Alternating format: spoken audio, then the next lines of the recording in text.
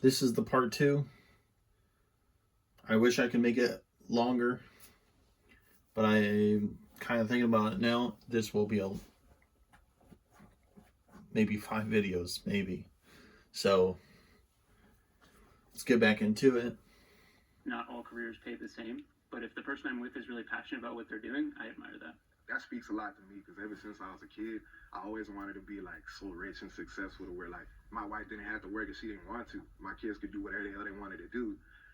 Yeah, I mean, everybody thinks like that. I mean, it doesn't matter what you're into. I mean, as long as you could work and your whatever can take off. And so I kind of did that with my ex when I was thriving. Like we didn't have kids. Like I got an episode for that. You believe? You know what I mean, right? But not. We didn't have kids, but it was just the fact that my ex didn't have to work, and I helped put her in. Oh, and I mean, this is kind of off topic, but if you think you can have kids in this day economy, don't even. I mean, if you're making the $40,000 a year, don't even try. I mean, I knew a guy who had a kid who could not afford paying rent, gas, food, because he has hospital bills, because he had another kid like a year or two later, and he thought it'd be a great idea to have another kid because he's already poor. And the crazy thing is, he wanted a crotch rocket because where we worked, it was like a we loaded side by sides and dirt bikes, stuff like that. And he thought it was a great idea to buy a crotch rocket, and he can't even afford food. He can't afford gas. I mean, someone actually was there to help pay that for him. But it's like, yeah, it's like you thought you could have another kid, but yet you are even in a worse position. Now, the job we were working for, it was like one of those jobs that you wanted to retire with, but you didn't get enough money to even do that. Like, the raises were, you would have to pull teeth to get a raise. You couldn't even pull them. It had to be much worse than that. I mean, it was hard to get a raise. We told pretty much our boss, we're like, our manager, we're like, hey, we need a raise. Everybody needs a raise here. Or because there was builders, then there were loaders. Builders actually got paid hourly like us, the same rate, but they got a bonus. So whatever they got to produce, like to fix up, to put the parts together on the dirt bike, because it comes in out of a crate. The tires are off. Some of the obviously put oil, gasoline in it, and if you push so much out, let's say you do a side by side, you get a bigger bonus because it costs a lot more if you get that off really quickly. So, I mean, they got a bonus as they were doing it. We, as loaders, we didn't get that bonus, but it was a great job to go with. And, I mean, I knew a guy that was quality. He was just, quality, whatever, checking for scratches, dents, anything really, cleaning the things up for showroom material. And it's like, he stayed there for about a month or two, possibly 2 months, because he said he was dipping into his savings account because it was just not enough money. And I think he said 3 different times, I was like, he told me, because we talked a lot on second shift, and he's like, yeah, we talked to the manager, I guess, or someone 3 different times to get pay increase, but obviously they said no. And sorry, I forgot an off topic there, but a little bit. But yes, yeah, I mean, you having a kid can do it if it's 40,000 less.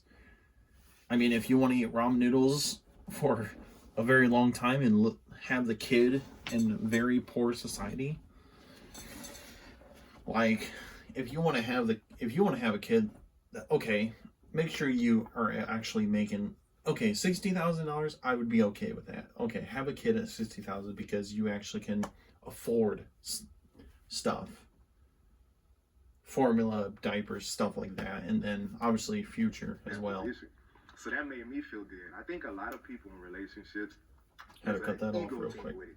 So like if the man ain't making enough money, he feels less than a man, and then he treats his girl a different way, and then that creates problems.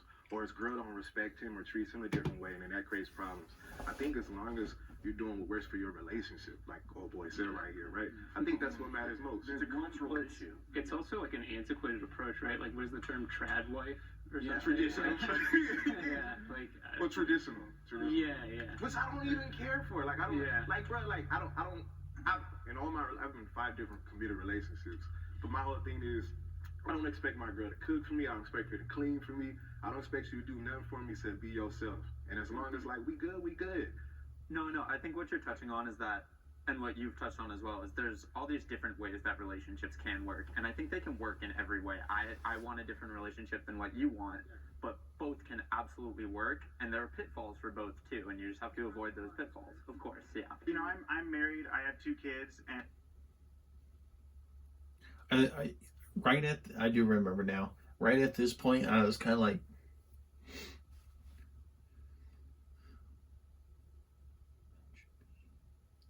yeah, men should be the breadwinner of the family, and I mean, we're getting to the family part, and it's like we're not really talking about breadwinners of the I would say family. have We're more just of a traditional relationship, and I love it, and it's wonderful, and I wouldn't trade it for anything. But I know that what works for me doesn't necessarily work for everybody in this room. I don't know about you guys too, but like, so in relationships I've been in, I have made more than my partner. But if they did make more than me, I would be stoked. Yeah. I would love to say that. Right? Like, who would get mad about that? I will put on the maid dress and I will mop the floor. Yeah, dude. Yeah. I'll be the coolest house husband ever. Yeah, it is an ego. Yeah, walking home with a little glass of wine, I'll be sitting there like, can I get you anything, honey? Like, would you like to take your shoes off, give you a little massage, whatever you need. I kind of love spoiling my wife and my kids. I mean, partly because I grew up. I mean, my mom was making $10 an hour raising 3 kids. So the fact that now I'm in a position where I can, spoil. and $10. You got to think $10 an hour. I'm not sure when that was, but obviously prices were cheaper, stuff like that, and some of the old people can't realize the fact. They're like, I hear a lot. Even my parents say, "Oh, I remember Coca-Cola was like 10 cents, or gas was this much," and I'm like, "Yeah, but how much did you get paid at that time?" And they don't like to talk about that. They like to talk about, "Oh, I get it. Like everything was so cheap back then." But what was your pay? Because I bet you could only afford so much though too. So old people. The people that I'm with, I kind of love doing that. I know I'm not going to be able 40s-ish. to spoil her with like a million diamond rings and stuff like that, but I can spoil her in other ways. I can make dinner for us. I can plan things for us. There's balance, so someone could be supporting financially, but someone else is supporting emotionally. And I think as long as you're aware of that balance, that could be like a secret to a healthy relationship. But if that balance kind of fades out in the dark, then that's when, Yeah. In my tradition, we have a very strong belief that like marriage is like a fortress. It's like as you're one pillar of it, your wife is another. And in America, we have this conception of like love marriages. You marry people you love. In Islam, we have a much more like deeper sense of that, in the sense of like it's not just love, it's family ties. Like your family and their family are now one unit. families are getting And married. so you have like multiple pillars, and then you have like, if you're religious, right, you have like this ethical and moral compass that aligns with the other, and that's another compass. And then like, can you benefit each other in knowledge as well? So there's many other pillars. So if one breaks, there's another to stand on. Becoming rich is easier now than it ever has been. This one, yes and no. But let's get into it and we'll go from there. Hopefully we can stop at every grew up part. Pretty much at the poverty line. So the opportunities that my mom had were so limited to compared to what the opportunities that I have today. And, I was able to, frankly, make millions and millions of dollars in my 20s because of all the opportunities that we have here in the West and in in America, and especially in modern times, where if you just zoom out, a lot of those opportunities weren't available. Even just like 50 years ago, it would be different. Yeah, to piggyback off that, I think not only is there opportunity, but the internet has just enabled us to learn anything we want. I think the fact that you can just be making money off of your laptop just anywhere in the world is revolutionary. It's like, if you know how to do that stuff, that's the thing, though. It's like, you can be like, oh, I can teach myself on the computer, like, get that information off the computer and teach myself off YouTube or something like that. I mean, yeah, but they're not gonna tell you everything about what you're trying to learn. Like coding and stuff like that, you might be able to find something off Google or YouTube on that, maybe. But people learn differently. I mean, I'm a hands-on type person. I can learn hands-on material. I can't learn by watching I can learn watching a video, but it's different. Everybody is different, so you got that. And I think there's been a bit of an explosion of non-ethical ways to make money. I feel like that's been a big thing in recent times. That's Making true. money off the backs of others has become easier Scams. than it ever has been, I think. Scams are insane highly. Like, I feel like scam is considered fraud, and it should be put to the law. The problem is, it's for scammers, it's a little harder to track them because they're using ways that you can't track them, and they know that. But yeah, Like, you can just start a podcast and just like on women the whole time. and yeah, you can start a podcast, but there's like it's a very low chance you actually will get any attention.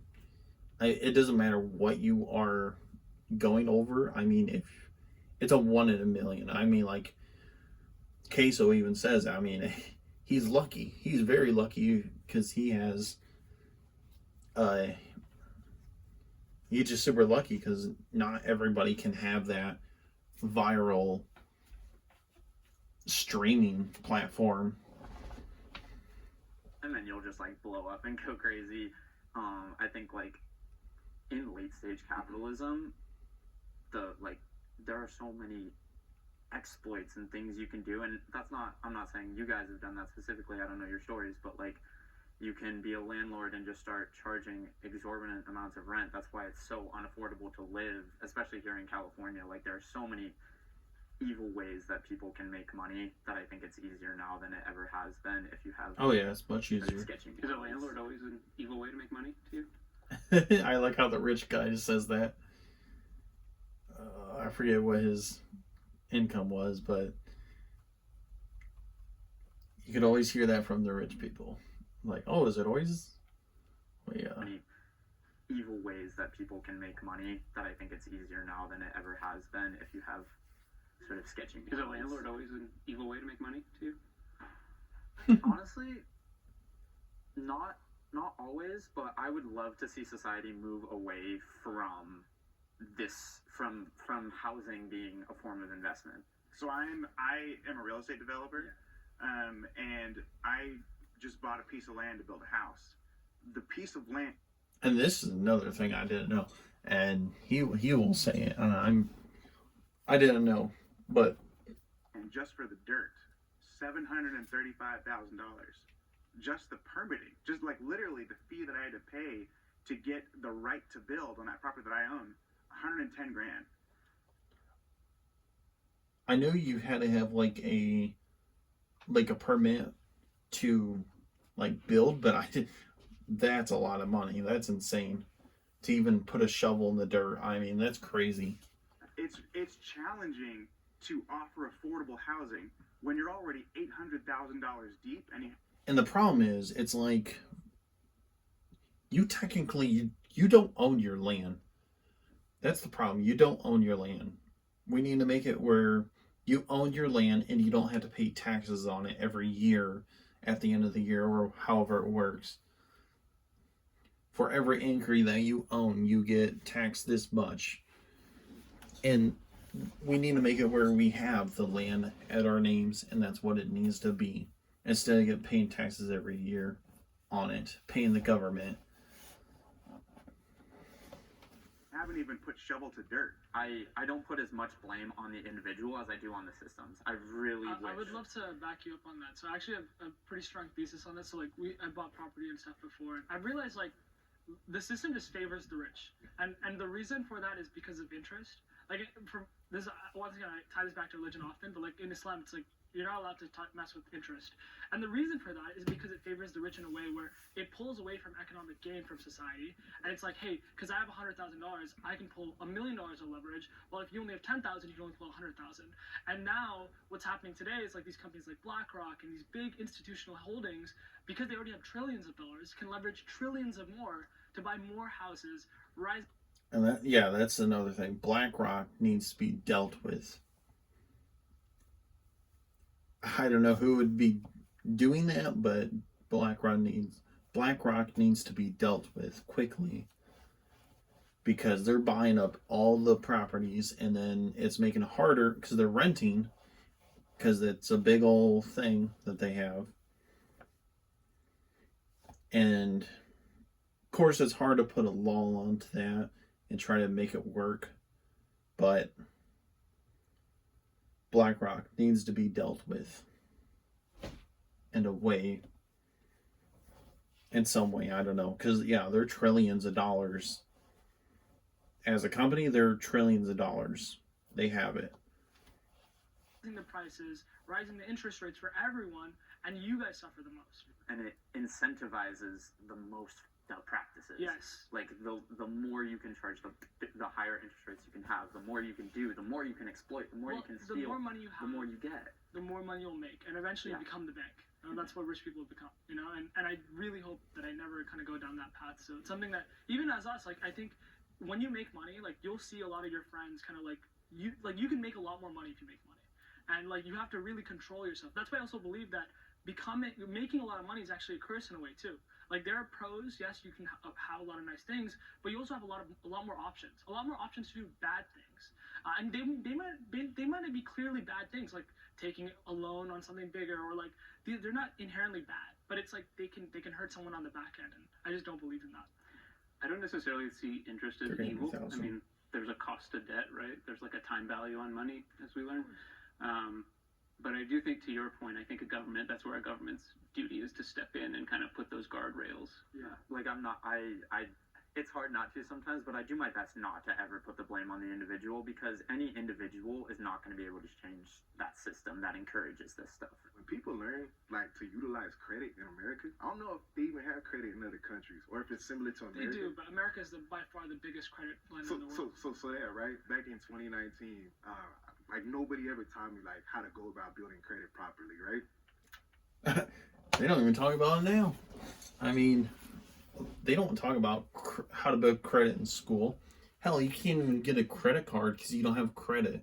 They want you to have credit without having a credit card. There is ways to do that, but it's like you would have to give the bank, oh, we're going to give you, let's say, $20,000, and we're going to have you hold it for this many 5+ years.